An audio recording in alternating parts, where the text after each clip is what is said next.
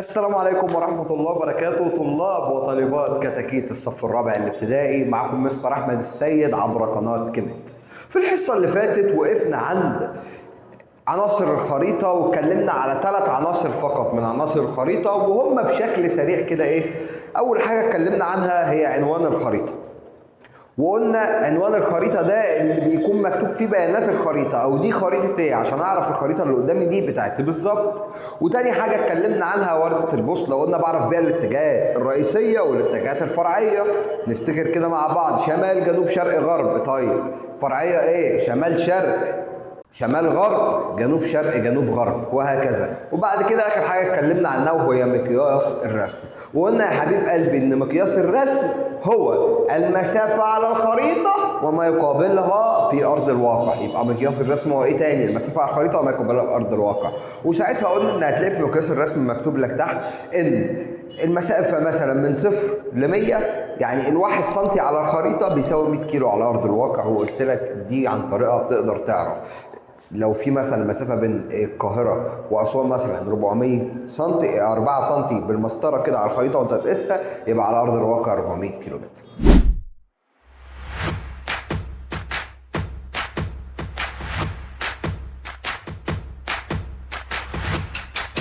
طالب وبيشوفوا ان الحسن والحسين هم الاحق بالخلافه، فالناس دول كانوا مين؟ كارهين لحكم. خلينا النهارده نكمل بقيه الدرس ونفنشه خالص. خلينا نتكلم عن رابع حاجة من عناصر الخريطة، وهي خطوط الطول ودوائر العرض. خطوط الطول ودوائر العرض يا مستر دي بقى أنا بعمل بقى إيه؟ قال لك يا سيدي صلي على النبي الأول. قال لك خطوط الطول دي بتعرفك موقع المكان بالنسبة لخطوط الطول ودوائر العرض. ما عرفتش حاجة برضو، كسبنا صلاة النبي، ما عرفتش حاجة. مع بعض العلماء يا سيدي لما مسكوا الكره الارضيه كده، شافوا صورتها بالقمر الصناعي اول مره، قال لك يا نهار اسود، الكره الارضيه دي كبيره جدا. طيب انا عشان اسهل دراسه الكره الارضيه، بمعنى ايه بقى؟ بمعنى ان انا اعرف هنا الدنيا هنا حر، الدنيا هنا ساقعه، الساعه هنا كام، الساعه هنا كام. ما هو انا لازم كنت اسهل الدنيا على نفسي، ادرسها ازاي؟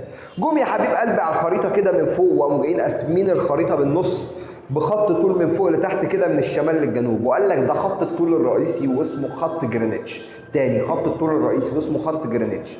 ورسموا عدة خطوط على الشمال ورسموا عدة خطوط على اليمين، او من الشرق والغرب. تمام.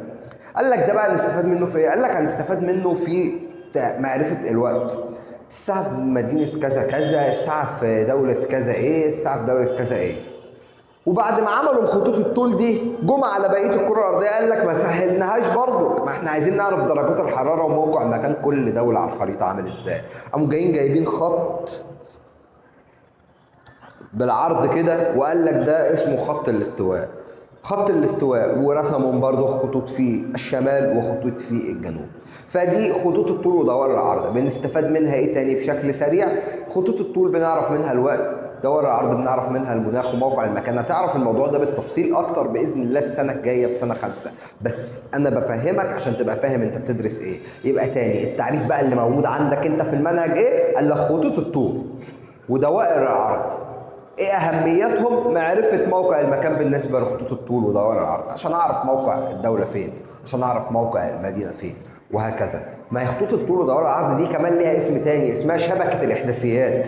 وشبكه الاحداثيات دي يا مستر انا بستخدمها في ايه؟ دي هتلاقيها عندك على جوجل ماب في الخرائط. يقول لك احداثيات المنطقه من كذا لكذا. خامس حاجه في عناصر الخريطه والاخيره هي ايه؟ قال لك حاجه اسمها مفتاح الخريطه. مع بعض واحده واحده. يعني مفتاح الخريطه، الخريطه اللي قدامك دلوقتي دي هتلاقي مثلا اصفر فازرق، في بعض الخرائط التانية هتلاقي نقطه سمراء، وهتلاقي خط احمر منقط، وهتلاقي خط احمر ماشي على طول بالطول. فانت طبعا مش فاهم ده ايه. مفتاح الخريطه ده بيبقى مربع موجود في الجنب زي الصوره اللي ظاهره قدامكم دلوقتي. بيقول لك والله يا باشا الخط الاحمر المنقط ده دي حدود سياسيه، حدود بتاعت مصر والدول المجاوره ليها. والله يا باشا الدوريه اللي قدامك دي مدينه، طب الدوريه لو حمراء قال لك دي تبقى العاصمه بتاعت الدوله. المثلث يا باشا والله ده هتلاقيه جبل. فمفتاح الخريطه ده بيعمل ايه؟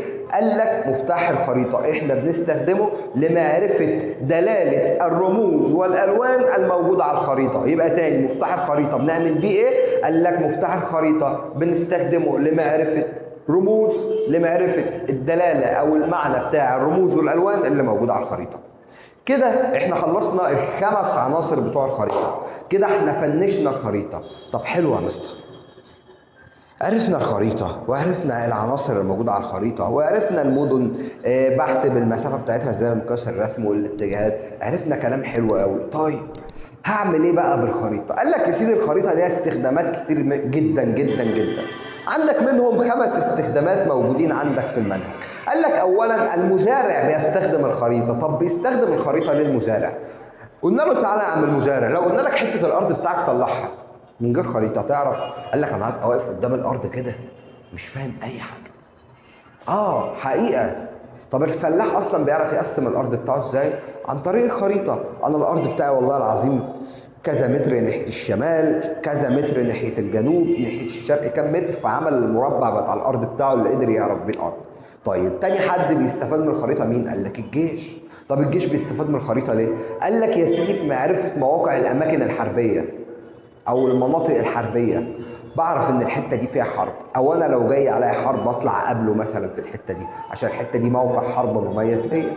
طب تالت حد قال لك الطيار او قبطان السفينه. ليه بقى؟ عشان يعرف مكان الدوله. ما هو انا لازم اعرف مكان الدوله اللي انا رايحها دي فين، امال هبقى ماشي كده سداح مداح سواء في الجو او في البحر او على الارض حتى. تمام. طب تالت حد مين؟ قال لك السائح. السائح اللي جاي دوله جديده، فلنفترض مثلا ان في سائح جاي دولتنا هنا الجميله مصر عايز يروح اهرامات الجيزه. طب يا معلم هو اصلا يعرف الجيزه دي موجوده فين؟ قال لك لا.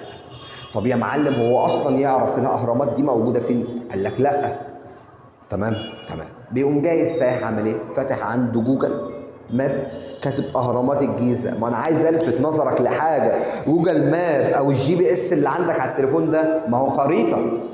ما هي دي خريطه، بس خريطه متطوره ومعمول عليها ابحاث تكنولوجيه فبتحسسك انك ماشي معاها، بس دي خريطه.